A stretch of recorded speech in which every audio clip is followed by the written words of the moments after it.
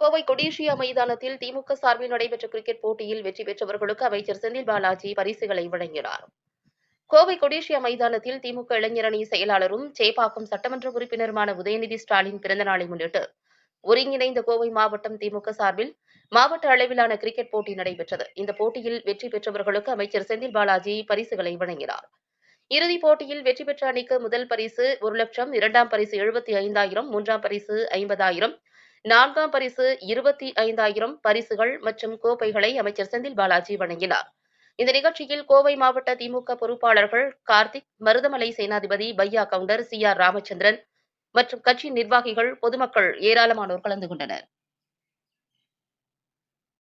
தமிழகத்தில் இருக்கக்கூடிய சட்டமன்ற உறுப்பினர்களுக்கெல்லாம் எடுத்துக்காட்டாக வழிநடத்திக் கொண்டிருக்கின்ற போற்றுதலுக்குரிய மாண்புமிகு உதயநிதி அவருடைய 44வது பிறந்த நாளை முன்னிட்டு ஒருங்கிணைந்த கோவை மாவட்ட கழகத்தின் சார்பில் எழுச்சியோடு நடந்து முடிந்திருக்கின்ற இந்த மாபெரும் கிரிக்கெட் திருவிழாவிற்கு ஏற்பாடுகளை செய்து சிறப்பாக நடத்தி முடித்திருக்கின்ற ஆற்றல் மிகு மாவட்ட கழகம் விளையாடி பரிசை வென்றிருக்கின்றார்கள்.